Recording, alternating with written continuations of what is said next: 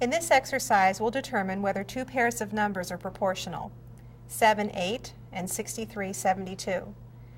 When we're asked whether two pairs of numbers are proportional, we're asked whether the ratio 7 to 8 is the same as the ratio of 63 to 72.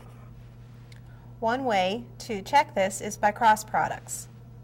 We calculate the product of 8 and 63. We calculate the product of 7 and 72 and check to see if they're the same. 8 times 63 is 504. 7 times 72 is 504.